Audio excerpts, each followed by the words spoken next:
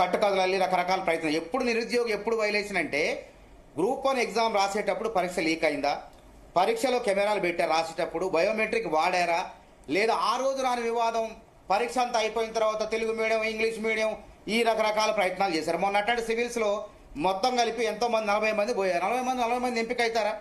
6 సార్లు పోయిన వాళ్ళు ఉంటారు. నాకెందుకు రాలేదు, నాకు అన్యాయం జరిగింది అని అంటే ఉంటుందా? అర్థం ఉంటుందా?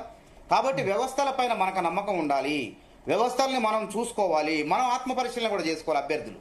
కాబట్టి ప్రధానికి అనవసరంగా టీజీపీఎస్సీని వాటిని వీటిని సక్రమంగా పెట్టినా సరే రాజకీయాల ఉచ్చులో పడి కొంతమంది రాలేదని ఆవేదనతో ఈ ఉద్యోగం ఇప్పుడు రాబోతుంది. ప్రధానికంటే మీరు అధికారులు ఉన్నప్పుడు కూడా అట్లే చేశారు. గతంలో గ్రూప్ 2 మీరు కూడా చేశారు కదా, మీరు రాజకీయాలకు మీరు సమర్థించారు.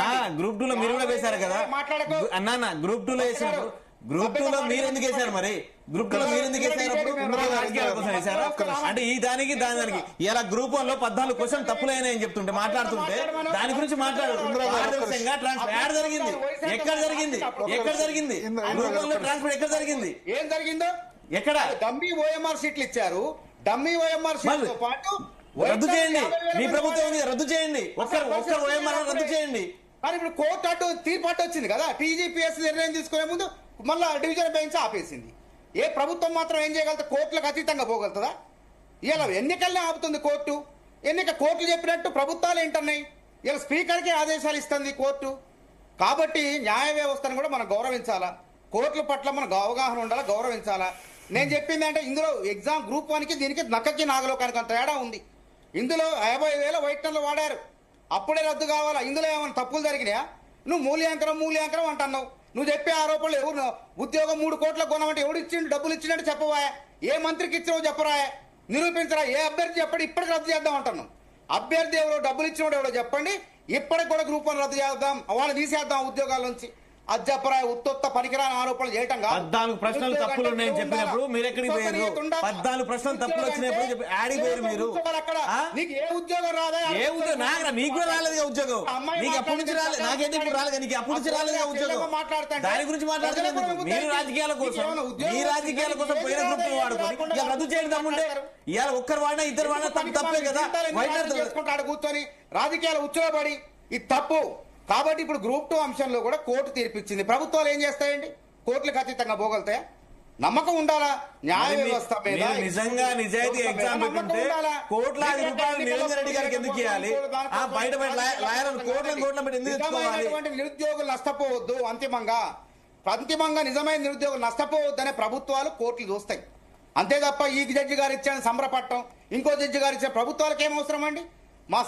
ప్రభుత్వాలు కోర్టులు చెప్పినట్టు వినాలా? మాకేం పంతాలకు ప్రతిష్టలకు పోవాల్సిన అవసరమే లేదు. నిజంగానే మేము సింగిల్ బెంచ్ జడ్జి గారు నిర్ణయం తీసుకోండు, మరి దానికి అనుగుణంగా పోదాం అనుకున్నాం. ఇంతలోకి ఇంకో జడ్జి గారు ఇచ్చిండు, మరి దేనికి అనుగుణంగా పోవాలి మేము? మళ్ళీ ఈ జడ్జి గారు ఇచ్చిన దాన్ని సుప్రీంకోర్టు సవాల్ చేస్తారు. అప్పుడు ఎంత అయింది సమయం? 2015లో గ్రూప్ 2 అది, ఇవాళ 2025 నడుస్తుంది. 2011 గ్రూప్ 1, 14 ఏళ్ల తర్వాత గ్రూప్ 1 జరిగింది.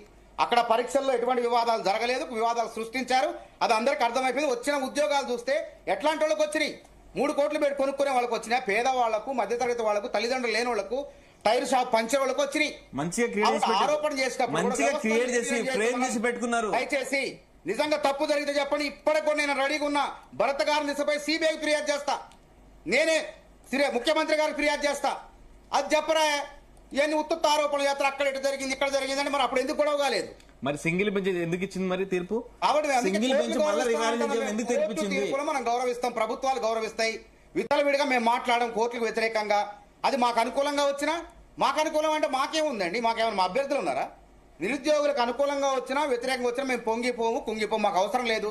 కోర్టు చెప్పినట్టు వెంటనే మా రాష్ట్ర ప్రభుత్వం యొక్క బాధ్యత. ఈ గ్రూప్ 2 అంశం ఎప్పుడు తేలిదో చూద్దాం. మళ్ళీ ఈ డివిజన్ బెంచ్ ఎప్పుడు తీర్పులు ఇస్తారో వేచి చూద్దాం.